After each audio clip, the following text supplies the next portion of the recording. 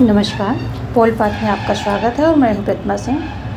आज फिर से हम कुछ महत्वपूर्ण प्रश्नों की प्रैक्टिस करेंगे और ध्यान देंगे कि इसका एक्सप्लेनेशन जो है हर पॉइंट को टच करते हुए होना चाहिए और आपके सभी कॉन्सेप्ट क्लियर होते रहें।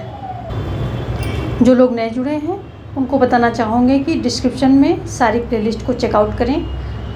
कोर्स वीडियो की प्लेलिस्ट लगी हुई है और डेली प्रैक्टिस वीडियो की प्लेलिस्ट है। एनसीईआरटी क्वेश्चंस की प्लेलिस्ट वहाँ पर लगी हुई है। एनसीईआरटी के क्वेश्चंस की प्रैक्टिस की प्लेलिस्ट भी वहाँ पर लगी हुई है। साथ में टेलीग्राम लिंक भी हमने दे दिया है, जिससे कि जो भी हम क्लास लेते हैं उसके सारे नोट्स जो है आपको पीडीएफ फॉर्म में टेलीग्राम में मिल जाएंगे। तो चलिए टाइम वेस्ट न करते हुए देखते हैं आज का पहला क्वेश्चन। पहला क्वेश्चन कह रहा है कि निम्नलिखित में से कौन सा एक कथन सही है। क्या है? मुख्य निर्वाचन आयुक्त को राष्ट्रपति द्वारा उसकी पदावधि समाप्त होने से पहले हटाया जा सकता है उस रीति से और उन आधारों पर जिससे संघ लोक सेवा आयोग के सदस्य को हटाया जा सकता है, या उस रीति से और उन आधारों पर जिससे उच्चतम न्यायालय के न्यायाधीश को हटाया जा सकता है, या उच्चतम न्यायालय की संस्तुति पर या मंत्रिमंडल की संस्तुति है, किस आधार पर जो है मुख्य निर्वाचन आयुक्त को हटाया जा सकता है। यानी कि जो चीफ ये है हमारा इलेक्शन कमिश्नर है, उसको किस आधार पर और किस रीति से हटाया जा सकता है, ये पूछ रहा है।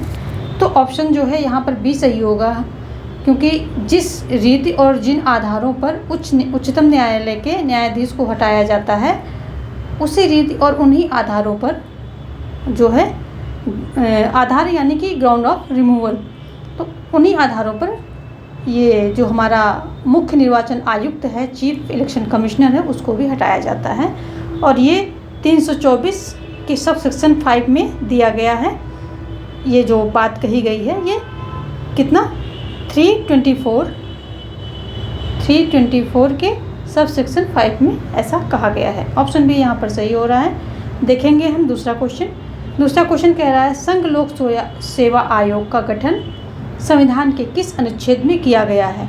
315 में, 324 में, या 326 में, या 330 में। तो ये भी आपका जो है ऑप्शन ए यहाँ पर सही हो जाएगा। 315 में जो इस प्रावधान का जो संघ लोक सेवा आयोग का गठन संविधान के इसी अनुच्छेद यानी कि 315 अनुच्छेद में इसका प्रावधान दिया गया है। ऑप्शन ए यहाँ पर सही हो जाएगा। 324 में अभी हमने देखा कि निर्वाचन आयोग की बात कही गई है। आगे देखेंगे हम अगला क्वेश्चन। तीसरा क्वेश्चन कह रहा है कि भारत में राजनीतिक दलों का पंजीयन होता है संविधान के अनुच्छेद 324 के प्रावधानों के अनुसार, स्वयं चुनाव आयोग के निर्णय के अनुसार, या चुनाव आयोग द्वारा मंत्रिमंडल की राजनीतिक मामलों की समिति के विचार विमर्श के पश्चात, या जन प्रतिनिधित्व अधिनियम 1951 के प्रावधानों के अनुसार।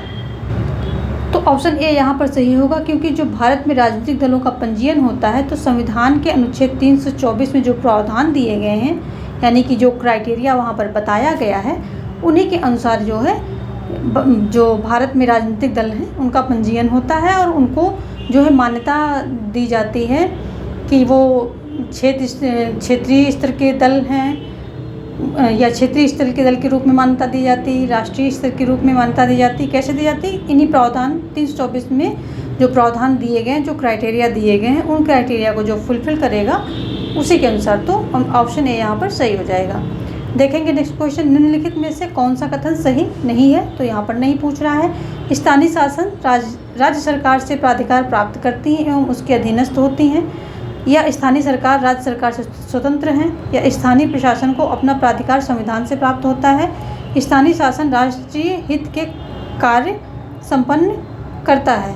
तो यहाँ पर ऑप्शन नहीं पूछ रहा है, तो ऑप्शन जो है ए सही हो जाएगा, क्योंकि ये जो है गलत है। अगर स्थानीय शासन की जो मेन मुख्य विशेषताओं के बारे में देखें, उनकी जो क्राइटेरिया के बारे में देखें, उनके नियम और रूल्स हम देखें, तो ये उस अकॉर्डिंग ये जो है गलत है। तो यहाँ पर नहीं पूछ रहा है, तो आपका आंसर ए हो जाएगा यहाँ पर। आगे देखेंगे हम अगला क्वेश्चन क्या कह रहा है। क्वेश्चन 5 कह रहा है इसमें कौन सा यथार्थवादी नहीं था। हॉब्स, थुसिडाइड्स, कांट या मैकियावेली। तो यदि हम बात करें कौन यथार्थवादी नहीं था, तो यथार्थवादी नहीं था तो इसमें जो है कांट यथार्थवादी नहीं था। ऑप्शन सी आपका सही होगा। कांट, हीगल, बोशांके ये सब क्या है? हीगल, कांट, हीगल और बोशांके ये सभी क्या हैं? आदर्शवादी हैं। ये सभी आदर्शवादी विचारक हैं, जबकि हॉब्स, थुसिडाइड्स, मैकियावेली ये सभी यथार्थवादी हैं। क्या है? ये सभी यथार्थवादी हैं। तो ऑप्शन जो है सी यहाँ पर सही हो जाएगा। देखेंगे नेक्स्ट क्वेश्चन। दबाव समूह के विषय में क्या सत्य नहीं है? वे संगठित होते हैं, वे राजनीतिक गतिविधियों में हिस्सा लेते हैं, वे सरकार पर दबाव डालते हैं, वे चुनाव लड़ते हैं। तो यहाँ पर ऑप्शन डी आपका राइट आंसर हो जाएगा, क्योंकि दबाव समूह जो है चुनाव नहीं लड़ते हैं, बल्कि राजनीतिक दलों के माध्यम से अपने हित के लिए राजनीतिक प्रक्रिया को ये प्रभावित करते हैं। तो जो है यहाँ पर ऑप्शन जो है डी आपका सही हो जाएगा। देखेंगे हम नेक्स्ट क्वेश्चन। दबाव समूह पर हमने पूरा एक वीडियो बना रखा है, उसमें सारे इम्पोर्टेंट पॉइंट कवर किए गए हैं और इसका PDF जो है हमने टेलीग्राम पे अपलोड कर दिया है। तो वहाँ पर आप जो है इसको वहाँ से नोट्स पा जाएंगे टेलीग्राम से, और वीडियो भी आप देख सकते हैं स्पीड में डाल करके। तो वीडियो में अच्छे से एक्सप्लेन किया है, तभी आपको नोट्स वो अच्छे से समझ में भी आएंगे। ऑप्शन डी यहाँ पर सही हो जाएगा। देखेंगे हम नेक्स्ट क्वेश्चन। पंचायतों में अनुसूचित जाति और अनुसूचित जनजाति को स्थान के आरक्षण का प्रावधान निम्नलिखित में से किस अनुच्छेद में किया गया है? तो अनुसूची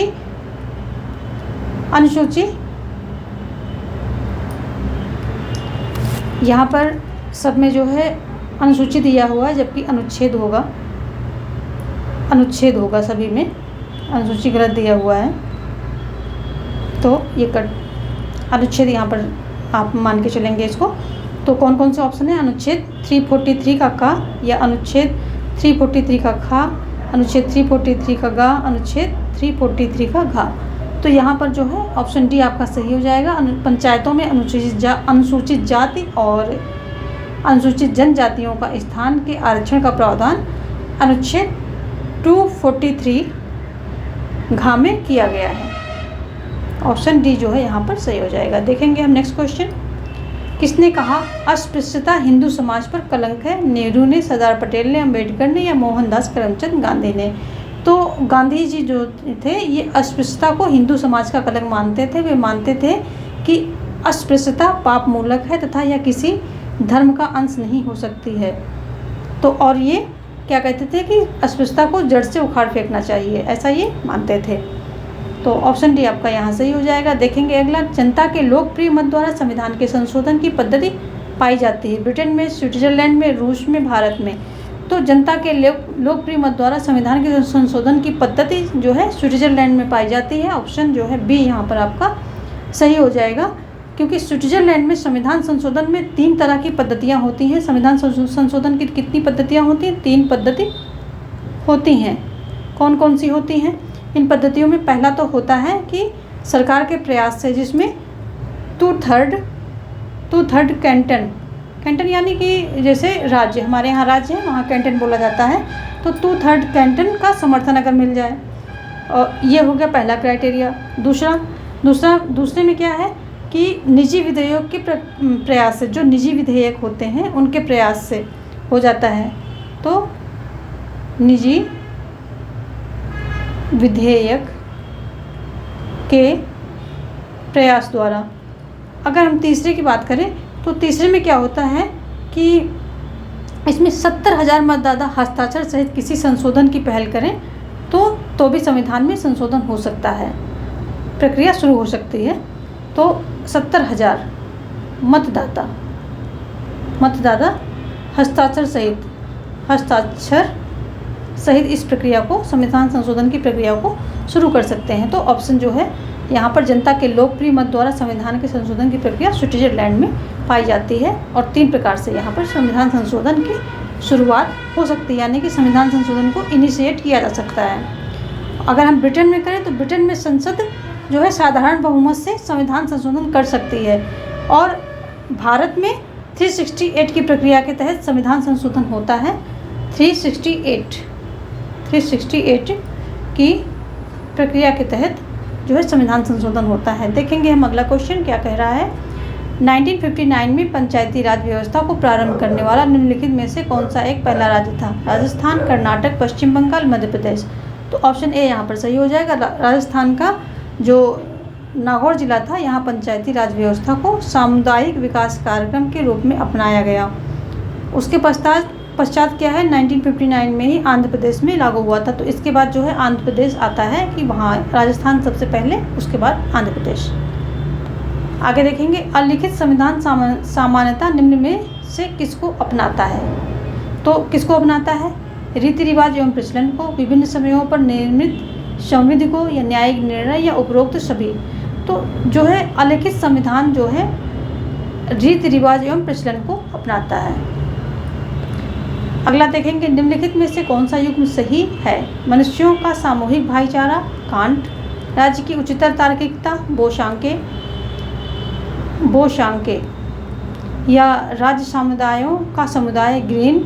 या जो है मनुष्यों का प्राकृतिक अधिकार, लॉक। तो आप सभी ने ये पढ़ा, अगर ये तीनों नहीं भी मालूम है तो ये तो बहुत ही मतलब फेमस है, और कॉन्सेप्ट जो है ये बार बार आपको बताया है मैंने कि जो है प्राकृतिक अधिकारों की बात ये जॉन लॉक करते हैं, और इनके अनुसार जो है 3 प्राकृतिक अधिकार हैं: जीवन, स्वतंत्रता एवं संपत्ति का अधिकार।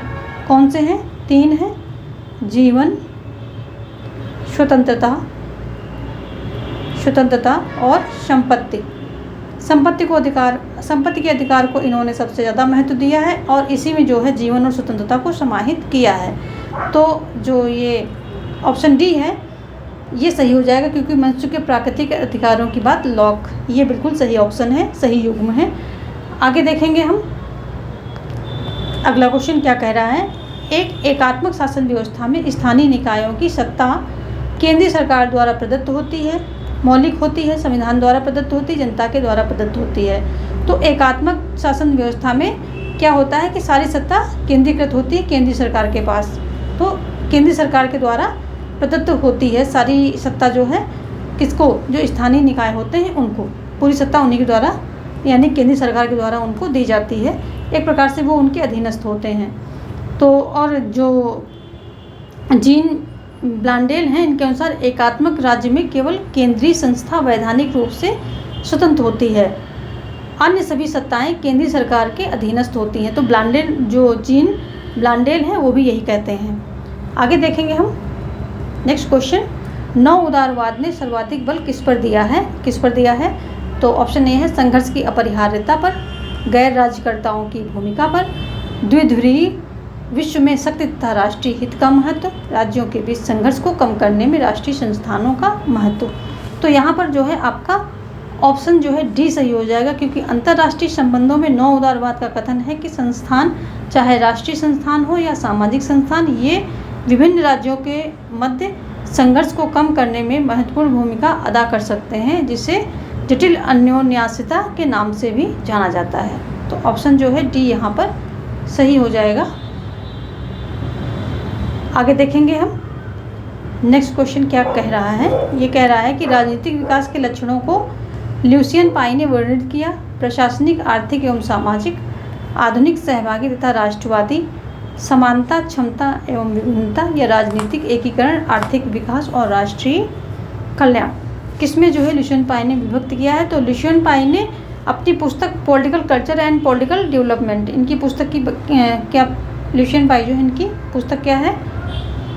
पॉलिटिकल कल्चर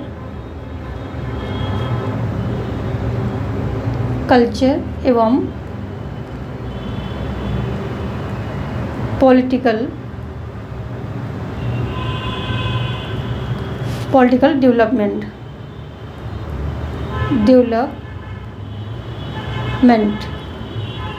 तो यहाँ पर एंड हो जाएगा, एवं आधी हिंदी आधी इंग्लिश कर रहे हैं। तो political culture and political development ये इनकी पुस्तक है, और इसी में ही इन्होंने अपने इन विचारों को रखा है, और इसी में जो है इन्होंने राजनीतिक विकास को राजनीतिक आधुनिकीकरण से संबंध किया है। और उन्होंने राजनीतिक विकास के 3 लक्षण बताए हैं, जो कि है विभिन्नता, क्षमता और समानता। ये 3 लक्षण इन्होंने बताए हैं। तो ऑप्शन डी सी यहाँ पर सही हो जाएगा। ऑप्शन सी आपका यहाँ पर सही हो रहा है। देखेंगे हम नेक्स्ट क्वेश्चन। क्वेश्चन सेक्शन कह रहा है कि राजनीतिक विश्लेषण के संरचनात्मक प्रकारात्मक सिद्धांतों को विकसित करने का श्रेय दिया जाता है मेरियन लेवी को, रॉबर्ट मर्टन को, डेविड ईस्टन को, गैब्रियल आमंड को। तो ऑप्शन डी जो है यहाँ पर सही हो जाएगा, क्योंकि आमंड तथा पावेल ने तुलनात्मक राजनीति में संरचनात्मक तथा प्रकारात्मक पद्धति को अपनाया था, और इस तालिका के द्वारा आमंड ने संरचनात्मक प्रकार और कार्यात्मक विश्लेषण को सरलता से समझा जा सकता है। और क्या किया था कि इन्होंने यह राजनीतिक व्यवस्था की अनेक संरचनाओं के जो का मिश्रित रूप है, ऐसा ये बताते हैं। इन्होंने क्या किया कि संरचनात्मक तथा प्रकारात्मक पद्धति को अपनाया, और यह बताते हैं कि यह जो पद्धति है ये राजनीतिक व्यवस्था की अनेक संरचनाओं का मिश्रित रूप है, जिनके अलग अलग प्रकार के कार्य किए जाते हैं। इसके द्वारा अलग अलग प्रकार के कार्य किए जाते हैं। तो ये आमंड और पावेल भी आपका ऑप्शन हो सकता है, लेकिन यहाँ पर आमंड दिया है तो ऑप्शन डी यहाँ पर सही हो जाएगा। देखेंगे हम नेक्स्ट क्वेश्चन। सूची 1 को दूसरी सूची है उनसे सुमेलित करके कूट का प्रयोग करके सही आंसर आपको देना है। तो पहले हम जो देख लेते हैं स्टेटमेंट देख लेते हैं। मंत्रिमंडलीय शासन प्रणाली, अध्यक्षात्मक संघात्मक शासन प्रणाली, और क्या है एकात्मक शासन प्रणाली। और दूसरी सूची क्या है शक्ति पृथक्करण, सामूहिक उत्तरदायित्व, शक्ति का केंद्रीकरण और शक्ति विभाजन और प्रशासकीय विधि। तो मंत्रिमंडलीय शासन प्रणाली जो है तो ये सामूहिक उत्तरदायित्व आ जाएगा। इसको संसदीय शासन प्रणाली भी कह सकते हैं। तो इसमें क्या होता है संसदीय शासन प्रणाली में सामूहिक उत्तरदायित्व की भावना होती है, यह सिद्धांत इसमें पाया जाता है। अध्यक्षात्मक शासन प्रणाली तो यहाँ पर हो जाएगा, पहले हम इसको दूसरा नोट कर देते हैं। अध्यक्षात्मक शासन प्रणाली में शक्ति पृथक्करण यानी कि पहला हो जाएगा, क्योंकि अध्यक्षात्मक शासन प्रणाली में क्या होता है शक्ति के पृथक्करण के सिद्धांत को फॉलो किया जाता है। और संघात्मक शासन प्रणाली की बात करें तो शक्ति का विभाजन इसमें होता है, तो यहाँ पर हम कर देते हैं 4। और एकात्मक शासन प्रणाली की बात करते हैं तो यहाँ पर क्या होता है सत्ता का केंद्रीकरण या शक्तियों का केंद्रीकरण होता है। तो यहाँ पर हम कर देंगे 3, 2 1 4 3। देख लेते हैं कूट क्या है 2 1 4 3। ऑप्शन बी आपका जो है सही हो रहा है। देखेंगे हम नेक्स्ट क्वेश्चन। वैज्ञानिक व्यक्तिवाद की अवधारणा को किसने विकसित किया है? Adam Smith, Bentham, J S. Mill या स्पेंसर, किसने किया है? तो ऑप्शन डी जो है यहाँ पर सही हो जाएगा स्पेंसर। जो स्पेंसर हैं तो वैज्ञानिक दृष्टि से व्यक्तिवाद का प्रबल समर्थन जो है हर्बर्ट स्पेंसर ने ही किया है। और स्पेंसर के अनुसार राज्य संस्था इस बात का परिणाम है कि व्यक्ति स्वार्थी तथा विकृत प्रवृत्ति का है। और इन्होंने जो है स्पेंसर ने क्या किया है कि व्यक्तिवाद का समर्थन प्राणी शास्त्र एवं विकासवाद के आधार पर किया है।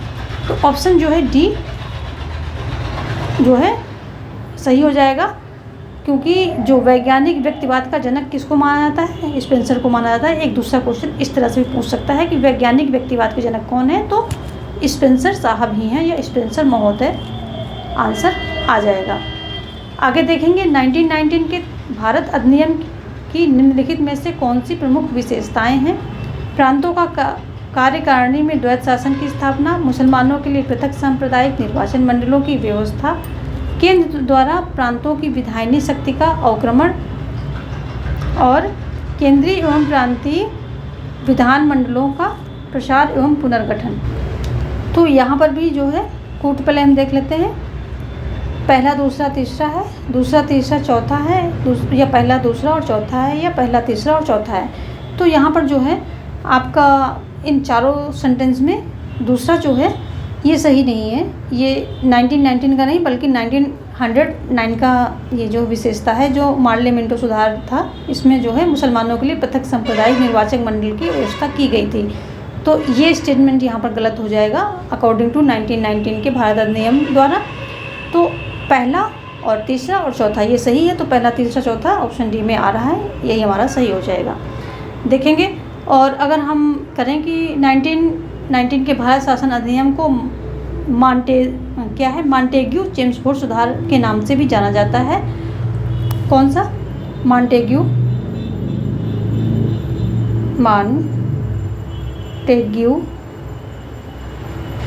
चेम्सफोर्ड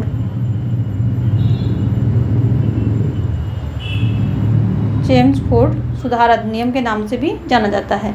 इसकी प्रमुख विशेषताएं हम सुन लेते हैं। तो केंद्रीय कार्यकारिणी में परिवर्तन किया गया था। गवर्नर जनरल की कार्यकारिणी के 8 सदस्यों में 3 भारतीयों को सम्मिलित किया गया था, ये एक खास विशेषता है इसकी। और दूसरा है केंद्र में द्विशासनीय व्यवस्था, राज्य परिषद एवं केंद्र विधान प्रांतों में द्वैध प्रशासनिक प्रणाली, ये भी इसकी विशेषता है। और तीसरा क्या है, प्रांतीय विषय 2 भागों में बांटे गए, आरक्षित एवं अनारक्षित या हस्तांतरित। आरक्षित में वो सारी शक्ति जो सारे विषय थे वो केंद्र सरकार के पास आरक्षित होते थे, और हस्तांतरित में वो प्रांतों के पास हस्तांतरित, कुछ विषय जो हस्तांतरित हो जाया करते थे।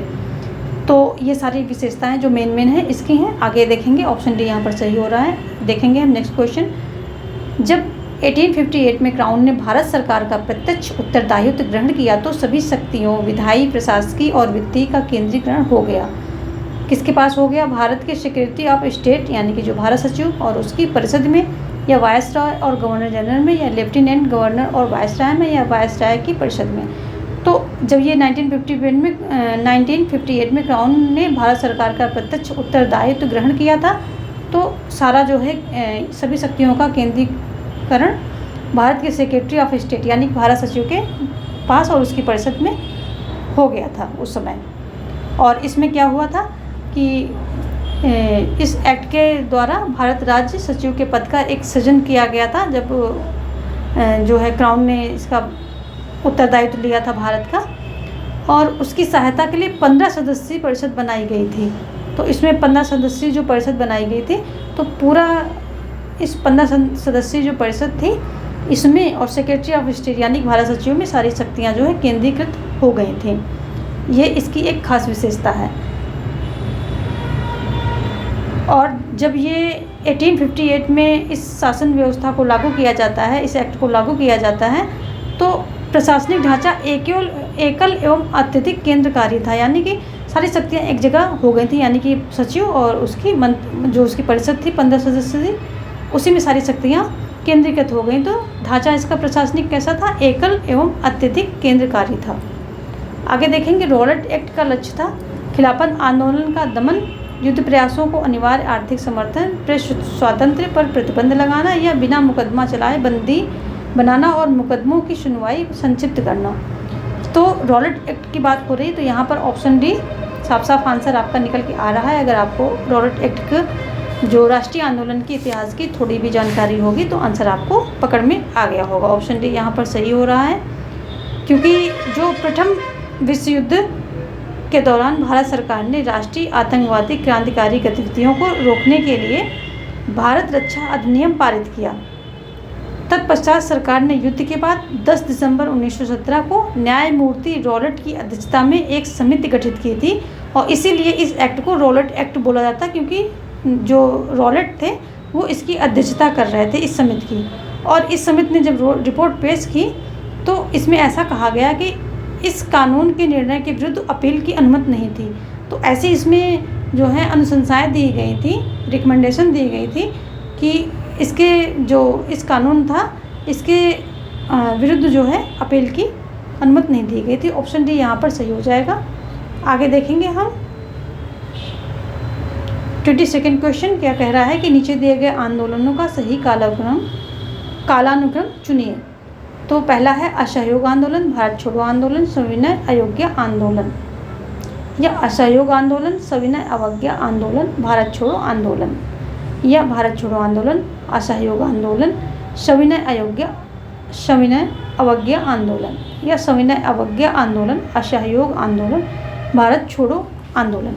तो यहाँ पर भी जो है ऑप्शन बी सही होगा आपका, क्योंकि असहयोग, इनमें जो 3 आंदोलन दिए गए हैं इसमें सबसे पहले असहयोग आंदोलन शुरू हुआ था 1920 से 22 में। कब हुआ था ये? 1920 में शुरू हुआ था, और 22 में जब चोरा चोरी कांड हुआ था तो उसमें गांधी जी ने इसको वापस ले लिया था। और रॉलेट एक्ट की बात करें तो ये जो रॉलेट एक्ट था ये असहयोग आंदोलन की जननी थी, यानी कि जब रॉलेट एक्ट आया था तो इसी से जो है जनता क्रुद्ध होकर के और जो हमारे नेता थे क्रुद्ध होकर इन्होंने असहयोग आंदोलन शुरू किया था। अगला है सविनय अयोग्या आंदोलन। सविनय अवज्ञा आंदोलन जो है 1930 से 34 तक चलता है। इसमें जब है 1930 को गांधी जी ने साबरमती आश्रम से 78 यानी 78 सदस्यों समेत दांडी यात्रा कर 6 अप्रैल को वहाँ का नमक कानून जो है तोड़ा था। तो ये क्या हुआ, ये हो जाएगा दूसरा आपका सविनय अवज्ञा आंदोलन जो है कब होता है, 1930 में शुरू होकर के 34 तक चलता है, जिसमें कि दांडी यात्रा से इसकी शुरुआत होती है और नमक कानून तोड़कर इसकी शुरुआत होती है। अगला होता है भारत छोड़ो आंदोलन, जो कि 8 अगस्त 1942 को मुंबई से प्रारंभ हुआ था। तो ये कब हुआ था, ये 8 अगस्त 1942 में कहाँ, मुंबई से प्रारंभ हुआ था। ठीक है, तो देखेंगे हम अगला क्वेश्चन कह रहा है भारत में साम्राज्य विरोधी संघर्ष का स्वरूप था, क्या था, सदैव शांतमय और संवैधानिक, सतत सशस्त्र विरोध पर आधारित, या प्रारंभिक में संवैधानिक और प्रायः अहिंसात्मक, या अधिकांशतः विदेशी शक्तियों द्वारा समर्थित। तो जो भारत में साम्राज्य विरोधी संघर्ष था ये प्रारंभ में संवैधानिक था और अहिंसात्मक था। ऑप्शन सी यहाँ पर सही हो जाएगा। देखेंगे हम अगला क्वेश्चन, निम्नलिखित सरकारी व्यवस्थाओं में से किसका द्विसदनात्मक विधायी का एक आवश्यक लक्षण है, संसदीय व्यवस्था का, अध्यक्षात्मक शासन व्यवस्था का, संघीय व्यवस्था का, या एकात्मक व्यवस्था का। तो द्विसदनात्मक विधायी का जो है ये संघीय व्यवस्था का जो है आवश्यक लक्षण है। क्यों आवश्यक लक्षण है, क्योंकि संघात्मक जो व्यवस्था है इसमें इकाइयों को उच्च सदन में प्रतिनिधित्व मिलता है। जैसे कि भारत में राज्यसभा है जिसमें कि राज्यों के प्रतिनिधित्व, सभी राज्यों को प्रतिनिधित्व मिलता है, और इसी प्रकार अमेरिका में 50 राज्यों में प्रत्येक को 2, जो वहाँ के 50 राज्य हैं और प्रत्येक राज्य से 2 प्रतिनिधि उच्च सदन यानी कि सीनेट में प्रतिनिधित्व करते हैं अपने राज्य का। तो ये इसी तरह से क्या है, संघीय व्यवस्था। क्योंकि संघीय व्यवस्था क्या होता है कि इसमें शक्तियाँ जो हैं सरकारें कई स्तर पर होती हैं, एक स्तर पर ना होकर के एक स्तर से ज़्यादा स्तर पर होती हैं और शक्तियाँ विभाजित होती हैं इनके बीच में, और इसलिए राज्यों का प्रतिनिधित्व जो करने के लिए एक सदन, राज्यों के प्रतिनिधि एक सदन में होते हैं जो कि उच्च सदन होता है, और दूसरे में जनता का सदन होता है जो कि ये जैसे भारत में लोकसभा ये हो जाता है। तो संघीय व्यवस्था यहाँ पर सही ऑप्शन हो जाएगा। आगे देखेंगे भारत में मुख्य धारा राष्ट्रवाद की विशेषता उग्रवाद थी, का लक्ष्य औपनिवेशिक शासन से मुक्ति पाना था, का अंतिम लक्ष्य राष्ट्रीय समाजवाद था, या भारत के राष्ट्रवाद का उद्देश्य हिंदू राज्य की पुनः स्थापना करना था। तो भारत में मुख्य धारा राष्ट्रवाद का जो लक्ष्य औपनिवेशिक शासन से मुक्ति पाना था। इसमें नरम गरम दल जो थे वो उनके बीच थोड़ा डिफरेंस था। कोई पूर्ण स्वराज चाह रहे थे, कोई प्रशासनिक सुधार, आर्थिक सुधार चाह रहे थे, लेकिन पूरा उनका कुल मिलाकर के कुछ सुशासन चाह रहे थे, लेकिन कुल मिलाकर उनका यही था कि औपनिवेशिक शासन से मुक्ति पाना उनका जो है लक्ष्य था। ऑप्शन बी यहाँ पर सही हो रहा है। देखेंगे हम नेक्स्ट क्वेश्चन, निम्नलिखित नामावलियों में से किस एक में केवल नरम दल के नेताओं का नाम है। तो गोपाल कृष्ण गोखले, बाल गंगाधर तिलक, दादा भाई नौरोजी। तो ये तो है नहीं, क्योंकि ये जो है लाल बाल पाल ये गरम दल से हैं, तो यहाँ पर बाल आ रहा है। फिरोज शाह मेहता, महादेव गोविंद रानाडे, लाला लाजपत राय, तो ये भी नहीं होगा।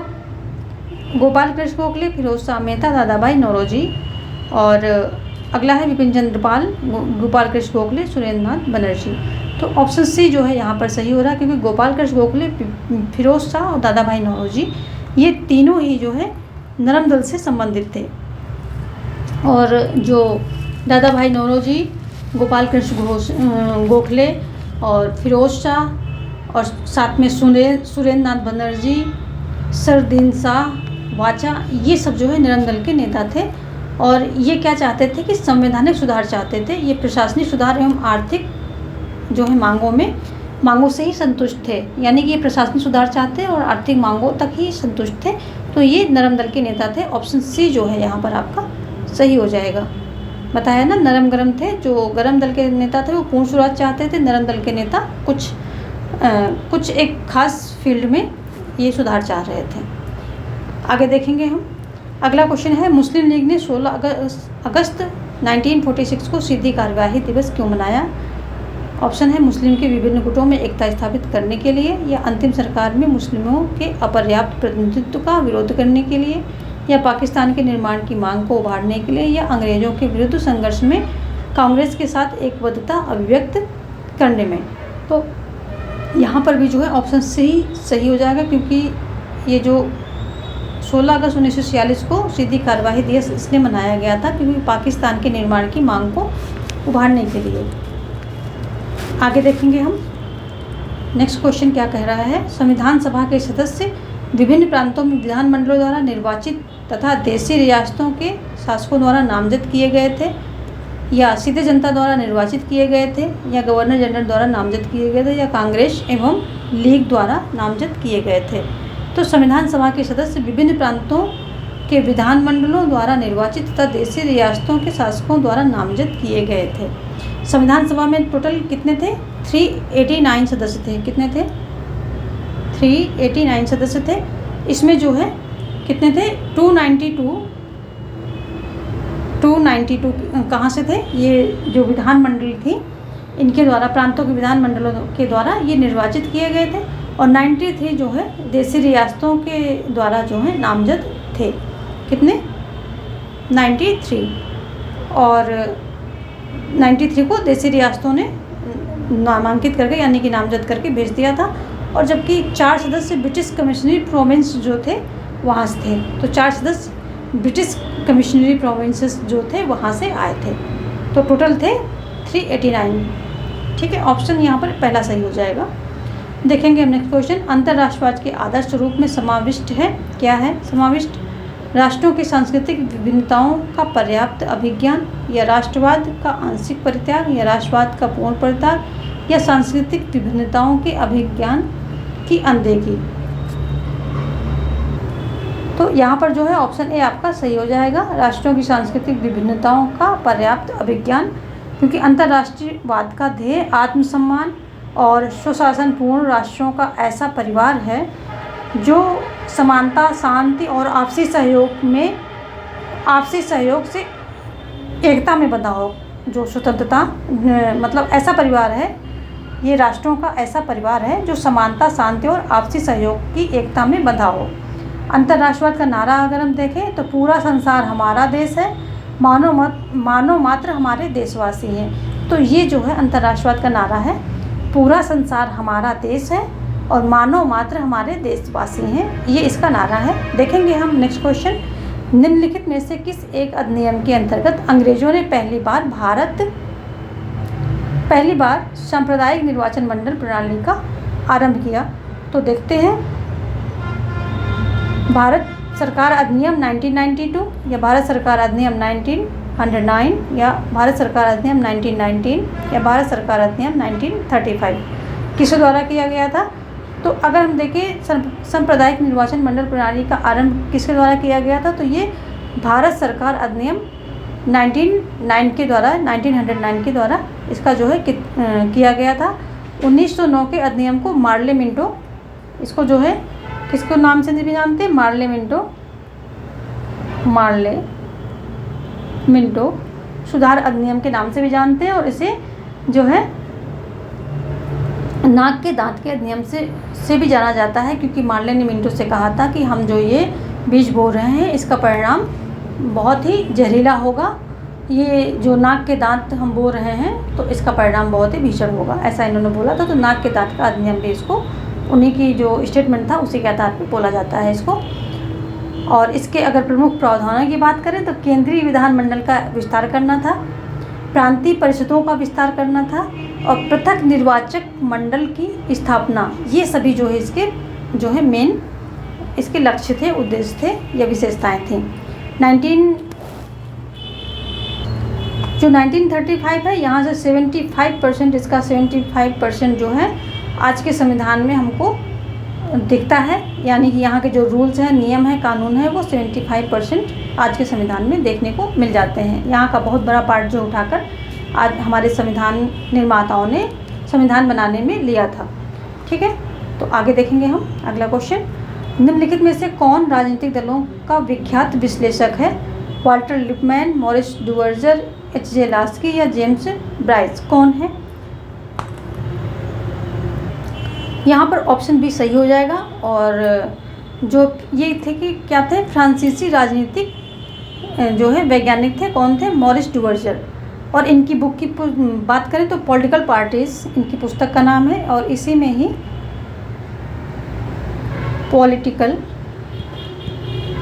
पार्टीज़ ये इनकी पुस्तक का नाम है, और इसी में ही अपने जो है इन्होंने ये राजनीतिक दलों के संबंधित विचार दिए हैं। और इसमें इन्होंने बताया है कि राजनीतिक दलों का उदय संसद के अंदर एवं बाहर दोनों जगह होता है।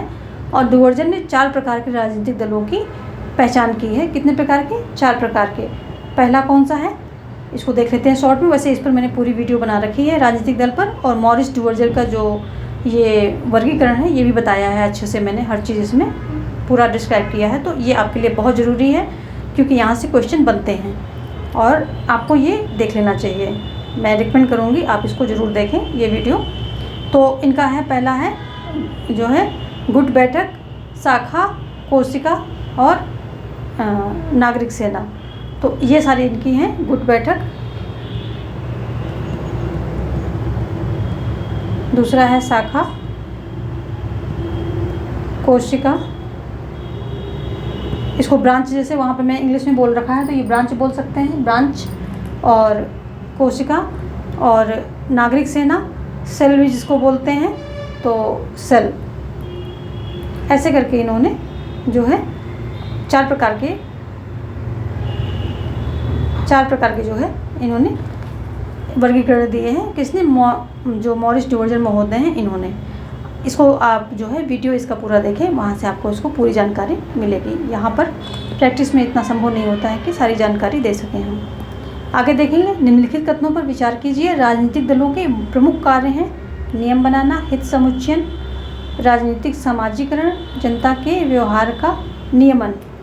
और नीचे दिए गए कूट हैं, इनसे आपको जो है सही उत्तर चुनना है। पहला, दूसरा, दूसरा, तीसरा, तीसरा, चौथा, और पहला और चौथा कौन सा सही है ये आपको बताना। तो यहाँ पर जो है ऑप्शन डी सही हो जाएगा।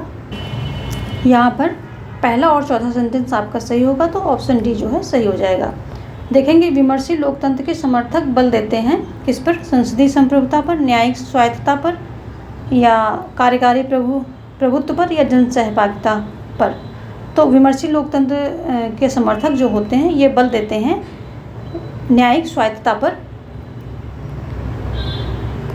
क्योंकि जो है विमर्शी उदार लोकतंत्र में क्या होता है कि सरकार संस्थाओं एवं प्रक्रियाओं के माध्यम से चलाई जाती है। और होता क्या है कि जनसाधारण की इच्छा को शासन का आधार बनाने के लिए ये संस्थाएं एवं प्रक्रियाएं अनिवार्य हैं। और यदि सरकार के पास उन्मुक्त अधिकार होंगे तथा उन पर नागरिक नियंत्रण नहीं होगा तो वहाँ उदार लोकतंत्र ना होकर अधिनायक तंत्र स्थापित हो जाएगा। और इसके लिए क्या होता है कि न्यायिक स्वायत्तता पर जो है ज़्यादा जो है न्यायिक स्वायत्तता पर विशेष बल दिया जाता है, क्योंकि अगर न्यायिक स्वायत्तता जहाँ पर है वहाँ पर सारी चीज़ें बिल्कुल अकॉर्डिंग टू नियम चलती रहती हैं, क्योंकि जो न्यायपालिका होती है उसमें हस्तक्षेप करके और किसका क्या राइट है और किसका क्या क्षेत्र है, अधिकार है, वो सारी चीज़ों को बताती है और उनको वहाँ तक रिस्ट्रिक्ट करती है। तो ऑप्शन भी यहाँ पर सही हो जाएगा। देखेंगे हम नेक्स्ट क्वेश्चन।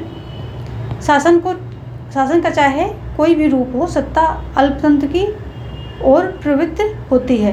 अरस्तु, मैक्स वेबर, रॉबर्ट मिशल्स या हेराल्ड लॉस्की, किसने कहा? सत्ता जो है अल्पतंत्र की ओर प्रवृत्त होती है, यानी कि सत्ता जो है अल्पतंत्र के द्वारा ही चलाई जाती है।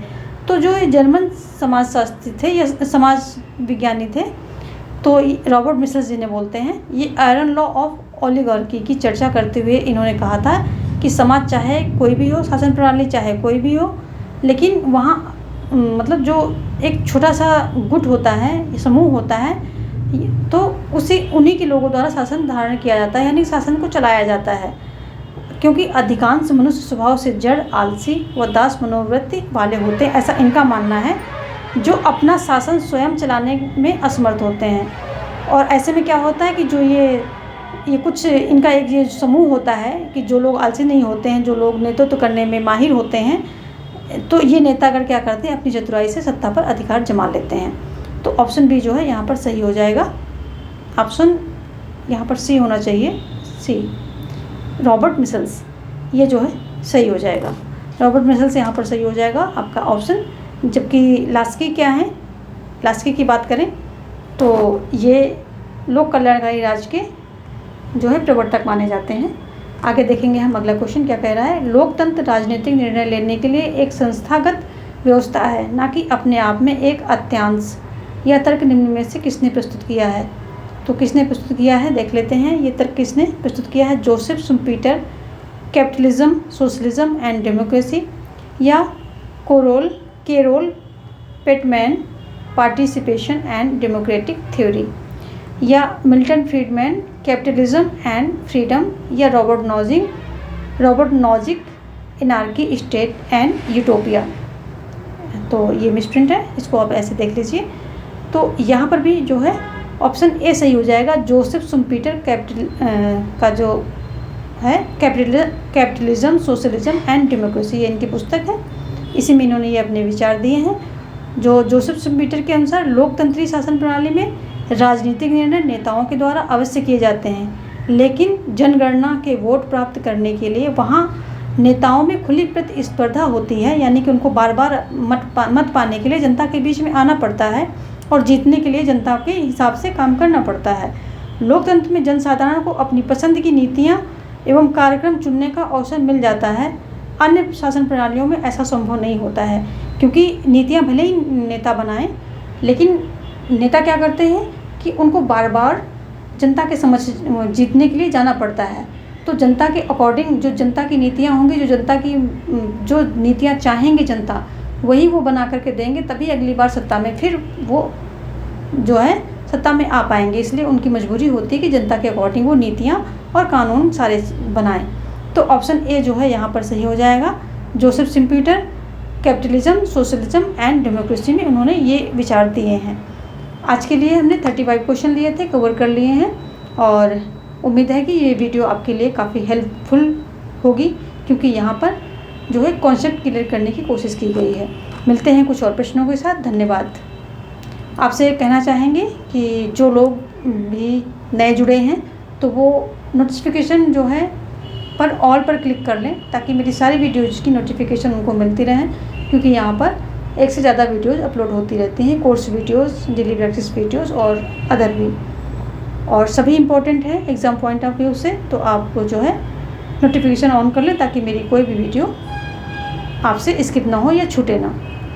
धन्यवाद।